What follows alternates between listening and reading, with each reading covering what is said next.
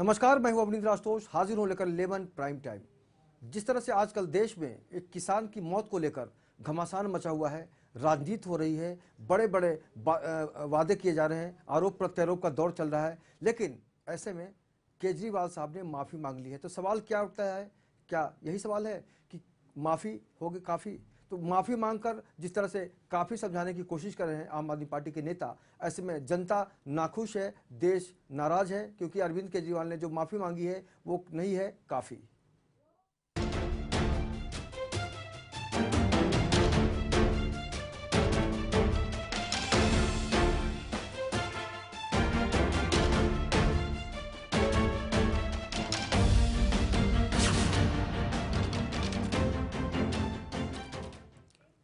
इस जिंदगी में हर किसी से कभी न कभी कहीं न कहीं गलती होती है। माफ़ी मांगने की एक परंपरा सी रही है, लेकिन कुछ माफ़ी ऐसी होती है जिसको देखकर यकीन नहीं होता, विश्वास नहीं होता कि वाकई हमने जो माफ़ी मांगी है या फिर सामने वाले ने जो माफ़ी मांगी है क्या वो काफ़ी है। तो जिस तरह से गजेंद्र जो किसान था, राजस्थान से दिल्ली में आकर जंतर मंतर पर उसने रैली के दौरान आत्महत्या कर ली, या फिर उसके पीछे का जो भी सच है वो तो जांच के बाद पता चलेगा कि मकसद किसका क्या था। लेकिन जिस तरह से आम आदमी पार्टी आज विवादों के घेरे में है, आम आदमी की पार्टी के सारे नेता आज कहीं ना कहीं से शक के नज़रों से देखे जा रहे हैं। ऐसे में अरविंद केजरीवाल ने माफ़ी तो मांग ली है, लेकिन क्या ये माफ़ी काफ़ी है? सुनते हैं अरविंद केजरीवाल को कि किस तरह से उन्होंने माफ़ी मांगी है। तो जब ये उसकी बॉडी नीचे उतरी तो पता चला कि वो जिंदा है और उसको तुरंत अस्पताल भेजा गया। कुछ आम आदमी पार्टी के वॉलंटियर्स उसको अस्पताल लेके गए। उसके बाद मैंने बोलना शुरू किया और मैंने कहा कि बोलने का बिल्कुल मन नहीं करा, गिलानी आ रही है। लेकिन फिर मैंने अपनी बात, मेरे को 1 घंटे का भाषण देना था, मैंने शायद 10-15 मिनट मैं अपनी बात समेटने की कोशिश की। मुझे लगता है हाँ, ये मेरी गलती थी, शायद मुझे नहीं बोलना चाहिए था उस टाइम। लेकिन उस टाइम ये बात नहीं सूझी। उसकी वजह से किसी की भी संवेदना को अगर ठेस पहुंची, मैं उसके लिए माफी मांगता हूं। तो जाहिर सी बात है, जब भी किसी पार्टी पर आरोप लगता है और आरोप के पीछे का जो सच ढूंढने की कोशिश की जाती है, उसमें आज पूरे देश को एक उत्सुकता के साथ देखा जा रहा है। हर कोई चाहता है कि आम आदमी पार्टी के पीछे का जो पूरा नाटक है या जो कुछ भी हुआ है पिछले दिनों, उसके पीछे का सच पूरा देश जानना चाहता है। और जाहिर सी बात है, जब भी देश के मन में सवाल होता है, शक पैदा होता है, तब इतिहास रहा है कि जनता ने जब भी अपनी नाराज़गी दिखाई है तो पार्टियों को बोरिया बिस्तर समेट लेना पड़ा है। लेकिन जिस तरह से अरविंद केजरीवाल की सफलता देखने को पूरा देश आगे आया था, उनके आंदोलन में लोगों ने कदम से कदम मिलाकर उनको सपोर्ट किया था, आज वही अरविंद केजरीवाल कहीं ना कहीं से अकेले पड़ते आ रहे हैं। और सबसे जो अहम सवाल है वो ये है कि क्या अरविंद केजरीवाल के मन में जो है वो कहना चाहते हैं, करना चाहते हैं, या फिर देश को अलग दिशा में ले जाना चाहते हैं। और हमारे साथ इस खास चर्चा में हमारे 3 मेहमान जुड़ेंगे और उनसे भी हम चर्चा करेंगे। लेकिन हम दिल्ली के बहुत ही चर्चित नेता है राकेश टिकैत, उनसे हम बात करने की कोशिश करेंगे कि एक किसान नेता अच्छी तरह से जान सकता है कि किसान के साथ जिस तरह से दुर्व्यवहार होता है, जिस तरह से सरकारें उसके साथ अपना रिश्ता बताती हैं और कहती कुछ है करती कुछ है। तो सबसे पहले टिकैत साहब, मेरी आवाज़ मिल रही है आपको? हाँ, आवाज मिल रही है आपकी। चलिए, बहुत बहुत स्वागत है आपका हमारे खास कार्यक्रम लेमन प्राइम टाइम में। सर, आपसे जानना चाहेंगे टिकैत साहब कि जिस तरह से किसानों को लेकर आज राजनीति हो रही है, किसान खुद को कितना अकेला महसूस कर पा रहा है, या फिर खुद को कितना सरकार के साथ पा रहा है, या फिर उसको लगता है कि वाकई आज भी उसके साथ धोखा हो रहा है? आप किस तरह से देखते हैं इस घटनाक्रम को? देखो, पूर्ण रूप से किसानों के साथ में पिछले 60 वर्षों से धोखा हुआ है जी। उसको समझा ही नहीं गया। एग्रीकल्चर जो सेक्टर है वो यहाँ का बिजनेस नहीं है जी। पहली चीज तो ये है, जो सेक्टर 70% लोगों को रोजगार देता हो जी। वो यहाँ का हिंदुस्तान की कल्चर है एग्रीकल्चर।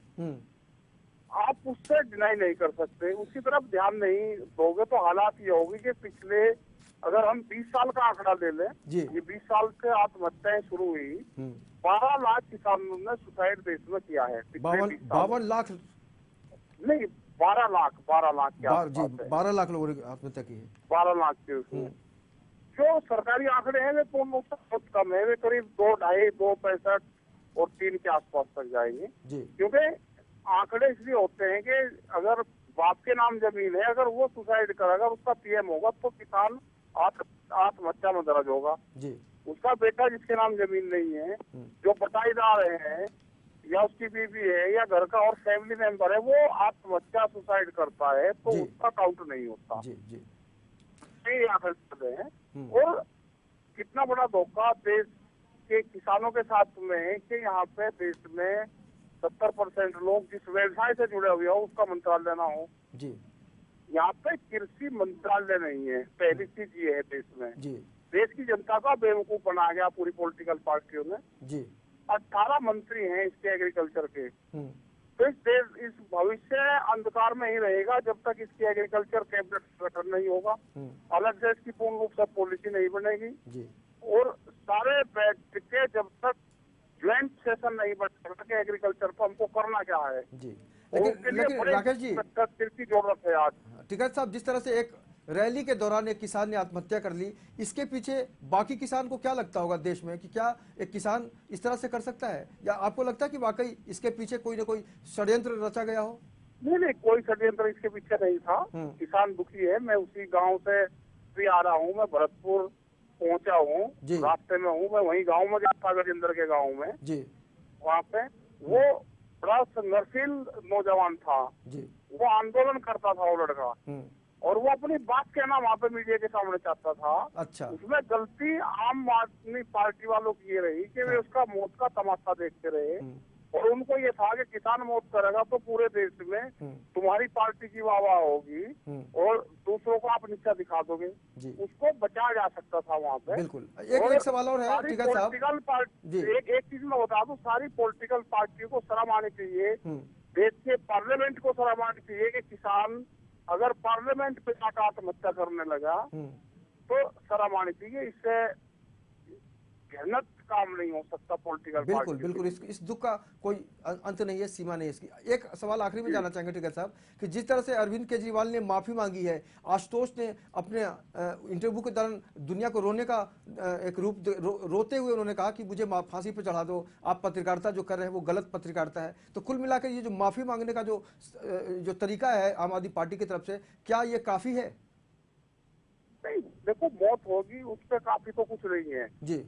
हमने उसी दिन से कहा था कि गलती आपकी हुई, आप बयानबाजी क्यों करते हो? आपने एक तो गलती करी, उसको नहीं बचाया, आपने मौत का तमाशा देखा, और उसके बाद में आप फिर बहसबाजी करते हो कि पुलिस वहाँ पे थी। पुलिस की भी गलती है, पुलिस भी वहाँ पर खड़ी हुई थी। लेकिन सबसे ज्यादा गलती इनकी है कि वो आदमी 90 मिनट तक पेड़ पर चढ़ा रहा, उसने फंदा लगा दिया, वो वहाँ से चिल्लाते रहे, उसके पीछे से भीड़ वीडियो बनाती रही, और वो देखते रहे कि कैसे लोग ये मरेगा, उसका वो देखते रहे, उसको बचाने की वो नहीं करेगी। वो अपनी बात कहना चाहता था।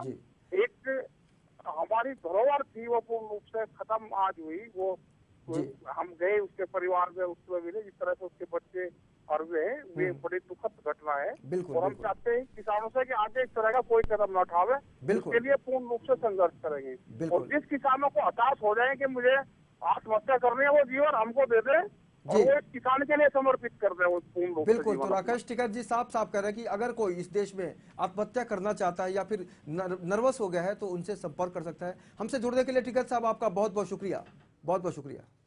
तो किसानों को लेकर आज जिस तरह से पूरे देश में चरित्र चित्रण हो रहा है, अगर हम राजनीतिक पार्टियों की बात करें तो चरित्र चित्रण का, हमें जब स्टूडेंट थे हम लोग तब लिखा जाता था कि फला का चरित्र चित्रण करें, यानी किसी के कैरेक्टर के बारे में लिखे। लेकिन क्या आज की तारीख में अगर आम आदमी पार्टी के चरित्र चित्रण को लिखने को कहा जाएगा तो इस देश की जनता क्या लिखेगी?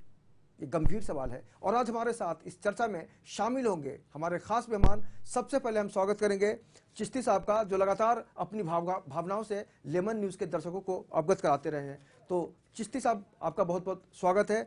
चिश्ती शेख असलमुद्दीन गेसुदरा साहब हैं, ये धर्मगुरु हैं और आम आदमी से जुड़े हुए जो प्रॉब्लम्स होते हैं, आम आदमी की जो समस्याएं होती है उसके लिए लड़ते हैं और उनके लिए कुछ ना कुछ करने का काम करते हैं। और कभी आम आदमी पार्टी की सफलता को देखकर या फिर अन्ना हजारे के आंदोलन को देखकर जिसने अपना कारोबार छोड़ दिया, जिसने अपनी नौकरी छोड़ दी, उनका नाम है सुनील शिंदे। और सुनील शिंदे जी हमारे साथ हैं। सुनील जी आपका बहुत बहुत स्वागत है। और जाहिर सी बात है, जब कोई अपना सब कुछ छोड़कर एक आंदोलन से जुड़ता है और वो आंदोलन बाद में आगे जाकर सब कुछ बदल जाता है तो वाकई समझ में नहीं आता कि कब कहाँ क्या हो जाए। और इस चर्चा में हमारे साथ हमारे सहयोगी भी जुड़ेंगे, जटा शंकर सिंह। जटा, आपका बहुत बहुत स्वागत है। सबसे पहले सुनील शिंदे साहब आपसे जानना चाहेंगे, क्योंकि आपने एक उम्मीद के साथ, एक विश्वास के साथ आम आदमी पार्टी से नाता जोड़ा था। आज ये जो पूरा ड्रामा आपके सामने आया है, या आप खुद महसूस कर सकते हैं कि इसके पीछे का जो सच है वो दुनिया को नहीं मालूम। आपने क्या महसूस किया अभी ये जो पूरी तस्वीर सामने आई है कि आम आदमी पार्टी, जिसमें अब आप नहीं हैं, लेकिन उसी रैली में एक आदमी किसान की शक्ल में आत्महत्या कर लेता है? एक्चुअली अपना व्यवस्था का फेल्योर है, उसकी वजह से आत्महत्या हो रही है किसानों की। लेकिन उसका यूज जो राजनीति करने के लिए किया गया है, वो अभी अपने गजेंद्र की भाई के मौत के बाद उनके परिवार के स्टेटमेंट से समझ रहा है जी। ये तो एक गजेंद्र की मौत मीन्स एक बहुत बड़ा सदमा है। उसके पहले मैं आपको एक बात बताना चाहता हूँ कि स्वर्गीय संतोष कोहली जी थी, वो आरटीआई एक्टिविटीज थी, एक्चुअली उसकी हत्या हुई। उसके बाद अरविंद केजरीवाल ने कितने बार आवाज उठाया। मैं तो इनको खुला ये बोलते कि ये हत्या करवाई गई है जी। काय को, इनका यही मकसद है। इसके पहला राजनीति होती थी वो अलग अलग जात धर्म के ऊपर होती थी, लेकिन अभी आंदोलन के जो आंदोलन के हिसाब से राजनीति करते हैं तो उनको ज्यादा मीन्स फायदा मिलता है। इसलिए अरविंद केजरीवाल ने अलग टाइप की राजनीति की है, और वो राजनीति को लेके उनकी क्रूर राजनीति है कैसी, काय को उन्होंने एक एक आंदोलनकारी को, उम्मीदों को मारा है। बिल्कुल। इनको माफी नहीं, इनके नीति को फांसी देना चाहिए। अच्छा। काय को इनका जो क्रूर चेहरा है ना, ये नजदीक से देखा है हम लोग ने। ये अभी भी जो गजेंद्र जी आए उधर, उतना टाइम जो हो रहा था, और अभी मैं मीडिया में देखा तो वो उनके जो चाल चलन से लग रहा था कि ये उनको उकसा के, नहीं तो उनको कुछ तो उम्मीद दिखा के उधर लाया गया था, और ये हत्या की गई है। इसलिए मैं बोलता, मैं तो इनके नजदीक था। मैं दिसंबर 2012 से इनको खत लिख रहा हूँ। मैं बीच में यही चैनल में बोला था कि मेरे को आत्म बलिदान करना चाहिए, काय को मेरी आवाज को नहीं सुन रहा है। मैं इसके ऊपर एक डॉक्यूमेंट्री निकाला है, अरविंद केजरीवाल की क्रूर भ्रष्ट राजनीति, देशद्रोही राजनीति। ये यूट्यूब पे देखो, इनका असली चेहरा समझेगा। डॉक्यूमेंट्री का नाम फिर से बताइए आप। अरविंद केजरीवाल की, एक मिनट, अरविंद केजरीवाल की क्रूर भ्रष्ट देशद्रोही राजनीति। इसे अरविंद केजरीवाल की क्रूर भ्रष्ट देशद्रोही राजनीति, ये यूट्यूब पे दर्शक चाहे तो देख सकते हैं, क्योंकि सुनील शिंदे ने बड़ी मेहनत से एक ऐसी डॉक्यूमेंट्री फिल्म बनाई है जिसमें बहुत कुछ खुलासा आप देखेंगे और सुनेंगे तो शायद आपको आश्चर्य होगा। मेरी मांग रहेगी कि ये देखो, और इनके जो नीति को बड़ी गंभीरता से और बड़ी ध्यान से देखो कि ये आंदोलनकारियों को मार रहे हैं। एक आंदोलनकारी पैदा होने को बहुत बहुत बड़ी मेहनत होती है, और ये अपना देश को बर्बाद कर रहे हैं। बिल्कुल सही बात है। जब एक आंदोलन दिशा भ्रम में आगे बढ़ता है, अपना मकसद भूल जाता है, तो देश में त्राही त्राही मच जाती है, देश में अव्यवस्था फैल जाती है, और एक भरी महफिल में, एक रैली में एक किसान आत्महत्या कर लेता है। चिश्ती साहब, आपसे जानना चाहेंगे कि जब इस तरह की परिस्थितियां आती हैं सामने, तो देश के सामने कई संकट खड़े हो जाते हैं, लेकिन आम आदमी पार्टी के ऊपर जो आज लांछन लग रहा है, विवादों के घेरे में आम आदमी पार्टी आ गई है, हालांकि माफ़ी मांग ली है उसने, क्या आपको लगता है कि इस माफ़ी से देश का जो गुस्सा है वो खत्म हो जाएगा?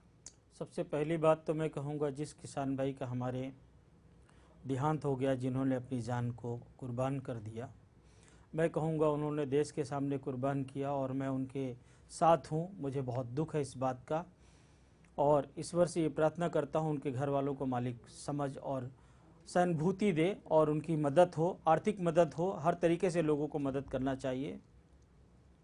दूसरी बात, जब वो शख्स गले में रुमाल बांधकर और अपने ऊपर बांधा हुआ था, स्टेज से खड़े रहने वाले शख्स को सारी बातें दिखाई देती है। अरविंद केजरीवाल खुद अपनी स्पीच को, या इनके जो लीडर थे, कैंडिडेट थे, वो अपनी स्पीच को रोक करके क्या उस बात को आवाज़ नहीं दे सकते थे पुलिस वालों को कि जाओ देखो क्या हो रहा है? इनकी स्पीच जरूरी थी कि उस आदमी की जान बचाना जरूरी था? जी, मैं आपसे पूछ रहा हूँ। जान बचाना जरूरी था, तो जान को इन लोगों ने जानबूझ के उस तरफ ध्यान नहीं दिया। क्या होता है, इतनी सारी पब्लिक थी तो आदमी को देख करके गुरूर आ ही जाता है, अपने आप में एक मगरूरियत आ जाती है कि लोगों को हमने इतना सारा जमा कर लिया। जी। लेकिन एक आदमी की जो जान गई है साहब, जान की कीमत क्या होती है ये हर आदमी नहीं जानता। उनके घर वालों से पूछिए जाकर के कि उन पर क्या बीत रही है और क्या गुजर रही है, उनके दिन कैसे गुजरते हैं, उनके रात कैसे गुजरते हैं, उनके एक एक पल कैसे गुजरते हैं। और इस देश के प्रधानमंत्री ने भी लोगों से कहा है कि वाकई एक किसान की जिंदगी से बड़ा और कुछ भी नहीं हो सकता। देखिए साहब, किसान, देखिए चाहे प्रधानमंत्री हो चाहे मुख्यमंत्री हो, मैं आपको उत्तर प्रदेश ले चलूं, देखिए ना साहब, एक 62-63 रुपीज के चेक बांटे गए हैं। वो किसान क्या इंसान नहीं है? बिल्कुल। आप मंत्री हो गए तो क्या किसानों की कोई इज्जत और वैल्यू नहीं है? उनके पास जाके हाथ जोड़ के जब भीख मांगते हो वोट के लिए तब जाते हो, उनके पास खड़े रहते हो, जीतने के बाद उनकी इज्जत खत्म हो गई। याद रखो 5 साल के बाद फिर वो तुमको तुम्हारी औकात बताएंगे कि हम कौन हैं और तुम कौन हो। बिल्कुल। अगर अपने आप को आज भी नहीं सुधारते, चाहे वो केजरीवाल हो चाहे कोई भी हो, मंत्री हो चाहे संतरी हो, सबको चाहिए एक दायरे में चलने की जरूरत है। लेकिन कहीं ना कहीं इंसान है, सबसे पहली बात तो मैं कहता हूं वो इंसान है। बिल्कुल। आशुतोष जी, इंसान ने एक दायरा बनाया है और इंसान के लिए मालिक ने भी एक वसूल बनाया है। खुद को खुदा समझ बैठे बहुत सारे लोग हैं जो सत्ता में हैं आज। जटाशंकर जी, आपसे जानना चाहेंगे, जब इस तरह की स्थितियां निर्मित होती हैं तो क्या आपको नहीं लगता कि वाकई आज की तारीख में जो भी किसान हैं इस तरह की घटनाओं को देखकर और भी ज्यादा निराश और हताश हो जाते होंगे? देखिए आशुतोष जी, मैं बताना चाहूँगा, पहले कहा जाता था, एक कहावत थी कि सीमा पर जवान और खेत में किसान। किसान जो होता है वो जमीन को चीर कर उससे अनाज उगाता है और उससे भरण पोषण आम जनता का होता है। लेकिन आज स्थिति देश में उत्पन्न हो गई है कि किसान जो है भुखमरी की कगार पर जा रहा है। वो फसल बर्बाद होती है जब पानी नहीं मिल पाता है, खाद नहीं मिल पाता है, तो असमय वो कर्ज में डूब जाता है और ऐसे में उसके सामने सिर्फ एक ही चारा रहता है, को आत्महत्या कर ले, क्योंकि उसके सामने अपने परिवार के भरण पोषण की परिस्थिति जो उत्पन्न होती है उससे वो रास्ता नहीं निकाल पाता है। लेकिन अभी आशुतोष बोल रहे हैं, जो आम आदमी पार्टी के प्रवक्ता हैं, राष्ट्रीय प्रवक्ता हैं, वो चैनल पे कहते हैं कि ऐसी पत्रकारिता मत करो, रोते हैं, हाथ जोड़ते हैं, चेहरा छिपा लेते हैं। इसको क्या माना जाए? उनके विरोधी कह रहे हैं कि ये घड़ियाली आंसू है। आशुतोष जी पत्रकार की भाषा नहीं बोल रहे हैं, आशुतोष जी अब एक राजनेता की भाषा बोल रहे हैं। जब यही आशुतोष जी पत्रकार बन के चैनलों पे सामने राजनेताओं से क्वेश्चन करते थे तो उनकी तीखे सवाल करते थे, अलग थी। बिल्कुल तीखे सवाल करते थे आज, लेकिन उनको रोना आता है। तो ये कहीं ना कहीं से उनका जो बदलाव।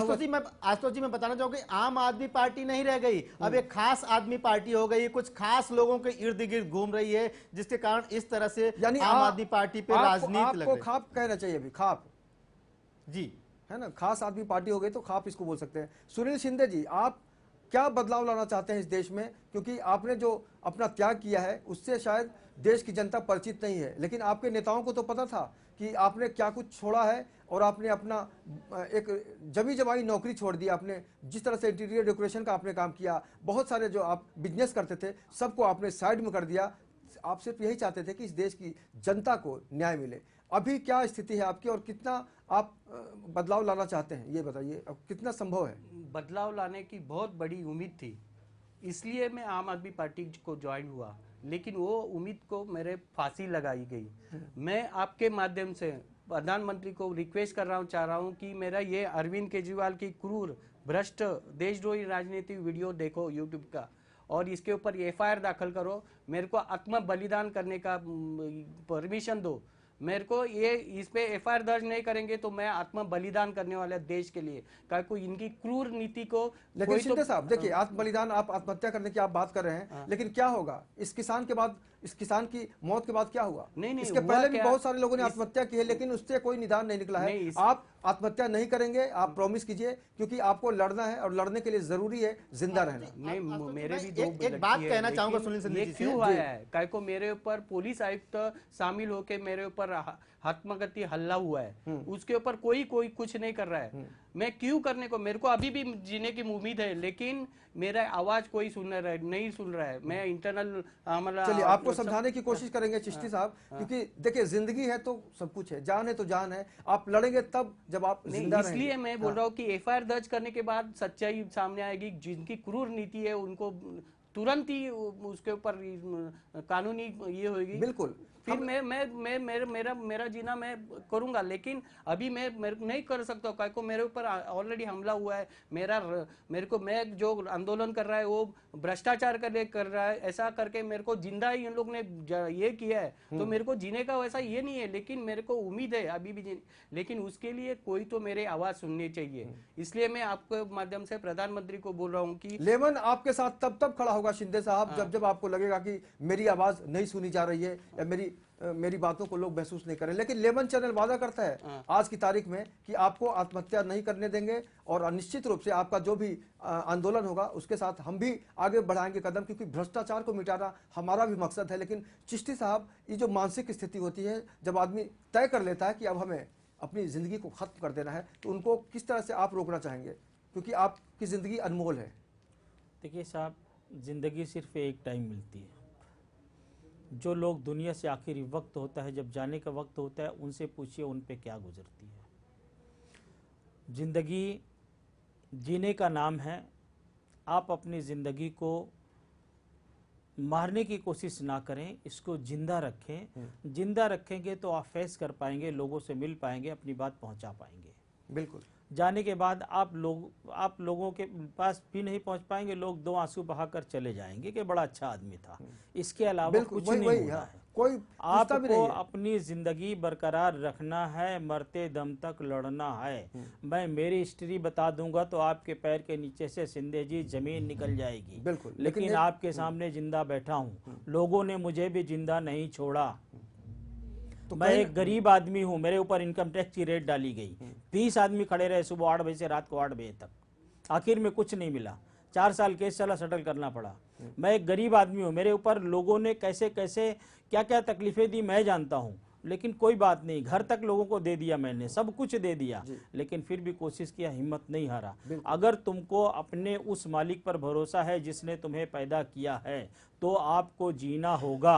अगर अरविंद केजरीवाल जैसे थर्ड क्लास लीडरों पे आपको भरोसा है तो फिर आप जी नहीं सकते। बिल्कुल, और यही कारण है कि एक इंसान ने आत्महत्या कर ली सरे बाजार सबके सामने, और जब भी सार्वजनिक स्थल पर कोई गतिविधि होती है तो उस पर सबकी नजरें होती हैं। लेकिन दुर्भाग्यपूर्ण ये है कि अरविंद केजरीवाल या फिर कुमार विश्वास या फिर आशुतोष जिस तरह से आज अपना बयान दे रहे हैं, कह रहे हैं कि हमें कुछ समझ में नहीं आया, हमने कल्पना नहीं की थी, उसके बावजूद इस तरह का सच आया है। साहब मैं आपको एक बात रोकूंगा आशुतोष जी, पूरी उम्मीद थी दिल्ली के जनता को, बाहर जो लोग रहते हैं दिल्ली से, उनको भी, कि केजरीवाल एक अच्छा लीडर बनेगा, अच्छा काम करेगा।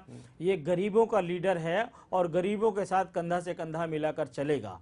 ये वो आदमी है कि लोगों के लाइट तार जोड़ने के लिए खंभे पे चढ़ता था। एक और भी रूप आया जिस तरह से उनके अपने लोगों ने कहा कि जिससे खतरा हुआ, अरविंद केजरीवाल ने सबको अपनी पार्टी से अलग कर दिया। और उसी के शिकार सुनील शिंदे जी हमारे साथ आज स्टूडियो में बैठे हैं। इनको भी कहीं ना कहीं से धोखे से निकाल दिया गया, क्योंकि उनको लगता था कि उनका जो आंदोलन है उसको कहीं ना कहीं से एक्सपोज ना कर दे सुनील शिंदे। और यही कारण है कि आज लेमन चैनल के जरिए ये इतने हताश हो गए हैं कि कह रहे हैं कि आने वाले दिनों में ये भी गजेंद्र की तरह आत्महत्या करेंगे। लेकिन हमने इनको समझा दिया है, और जाहिर सी बात है जब आप आगे बढ़ेंगे, लड़ेंगे, तो बहुत सारी कठिनाइयां आएंगी। आप आगे बढ़िए, हम क्या तमाम लोग साथ में हैं आपके। नहीं, मैं आपको क्यों बोल रहा हूँ कि मेरे ऊपर हमला हुआ था, पुलिस आयुक्तों को मैं डायरेक्ट फोन करके किया था, तभी मैं उम्मीद छोड़ा नहीं था। जब भी मेरे को दिखा कि अभी मैं अपनी आवाज कोई तो सुनेगा, इसलिए मैं आम आदमी पार्टी में ज्वाइंट होके उनको सक्रिय हुआ। आपके ऊपर हमला कराने वाले उसके बाद भी ये हो रहा है, वो जो मैं जिसके खिलाफ आंदोलन कर रहा हूँ, जो अपने देश में आतंकवादी हमला ना हो, अपने देश में अपने बहन बेटी के ऊपर बलात्कार ना हो, भोपाल जैसी त्रासदी न हो, नहीं तो जिन्होंने देश का झंडा फाड़ा है उन लोग को शासन हो, ऐसा बहुत मैंने मेरा भ्रष्ट व्यवस्था परिवर्तन करके डॉक्यूमेंट्री निकाला है। ये सब देखो, उसके बाद समझेगा कि ये मेरी मानसिकता क्यों आई। मेरे को भी जीने का है, मेरे को भी मेरी 2 लड़की है, लेकिन मेरे को आज न कल ये लोग मारने वाले हैं। जो पानसरे और दाभोलकर जैसे हत्यारे को नहीं मिलते तो मैं तो सर्वसामान्य आदमी है। बिल्कुल, आप सामान्य आदमी में बहुत पावर होता है शिंदे साहब, क्योंकि सामान्य आदमी था अरविंद केजरीवाल भी, जिस तरह से आज पूरी दुनिया की नजरें अरविंद केजरीवाल पर है। हालांकि उनकी जो इमेज है वो बहुत ही बदलती और कहीं ना कहीं से रहस्यमय नजर आ रही है आज की तारीख में। लेकिन वाकई जब मैं आपको वापस रिक्वेस्ट कर रहा हूँ कि मैं ये अरविंद केजरीवाल की क्रूर भ्रष्ट देशद्रोही राजनीति के ऊपर देखो प्रधानमंत्री और दर्शक देखेंगे, लेकिन हम भी FIR दर्ज करो, फिर मैं अपने देश की उम्मीद वापस खुलेगी। और लेमन के दर्शकों को भी वो डॉक्यूमेंट्री फिल्म दिखाने की पूरी कोशिश करेंगे। जटाशंकर जी, आज की तारीख में जिस तरह से आम आदमी पार्टी को लेकर एक नई राजनीतिक बहस छिड़ गई है, क्या आपको लगता है कि आने वाले दिनों में हम मुद्दा से नहीं भटक पाएंगे? आपको लगता है कि वाकई किसानों के ऊपर आके पूरा जो भ्रम है वो थम जाएगा, या फिर किसानों के हित की बात होगी, या फिर सिर्फ इसी तरह बड़ी बड़ी बातें होंगी? देखिए आशुतोष जी, मैं बताना चाहूँगा, आम आदमी पार्टी राजनीति में इसलिए आई थी कि राजनीति की गंदगी साफ करेगी। जो दूसरी राजनीतिक पार्टियां समीकरण बना के राजनीति कर रही थी, कहीं ना कहीं इनकी जो छवि थी, इनकी शैली थी, उससे अलग हट के राजनीति करना। लेकिन अब ऐसा दिख रहा है कि उसी कीचड़ में ये भी सनते हुए नजर आ रहे हैं। तो ये क्या आम जनता की रक्षा करेंगे, क्या सेवा करेंगे जब इस तरह से राजनीति कर रहे हैं? ये लोग किसान रैली निकालते हैं और उन्हीं के किसान रैली में एक किसान सुसाइड कर लेता है और नेता है आम आदमी पार्टी के वो भाषण देते हैं। और कहीं ना कहीं से देश का जो सबसे चर्चित चेहरा है आज की तारीख में अरविंद केजरीवाल, ठीक है विवाद काफी सारे जुड़ गए उनके साथ, लेकिन अगर वो माफी मांग ले रहे हैं तो देश की जनता तय करेगी कि वाकई उस माफी के पीछे जो तर्क है, उस माफी के पीछे का जो सच है वो बहुत ही भयानक है। और निश्चित रूप से इस देश की जनता फिलहाल अरविंद केजरीवाल को माफ करने के मूड में नहीं है। जाहिर सी बात है, जांच के बाद पूरी तस्वीर साफ होगी, लेकिन इस देश में जांच बहुत बार हुआ है, पहले भी बड़े बड़े विवादों को लेकर बहसें हुई हैं, लेकिन उसके बावजूद जो भी सच आता है उसको देश की जनता समझ सकती है। लेकिन यहाँ किसान की मौत हुई है और किसान की मौत का सच सबके सामने आए, यही हमारी दुआ रहेगी, यही हमारी कामना रहेगी। किसान देखिए, एक बात बता दूं, किसान की मौत नहीं, ये पूरे हिंदुस्तान की एक संविधान की मौत हुई है। बिल्कुल, कुल मिला के संविधान के ऊपर जिस तरह से आज हमला हुआ है किसान की मौत की शक्ल में, ऐसे में सवाल काफी गंभीर है और देश की जनता अरविंद केजरीवाल से और केंद्र की सरकार से जवाब चाहेगी। इस चर्चा में शामिल होने के लिए चिश्ती साहब आपका बहुत बहुत शुक्रिया, सुनील शिंदे जी आपका बहुत बहुत शुक्रिया और जटाशंकर जी आपका भी बहुत बहुत धन्यवाद।